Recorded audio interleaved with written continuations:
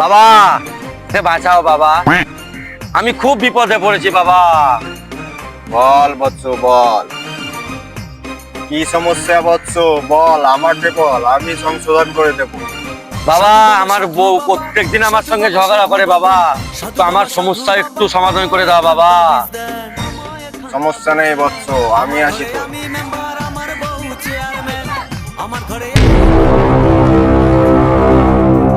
এই নে নেবু, যখন তোর বউ ঘুমিয়ে থাকবে জিভে দিয়ে কেটে দিবি।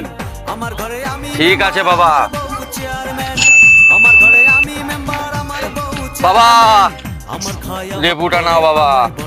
কেন লেবুটা কাটিসনি তোর বউয়ের জিভে?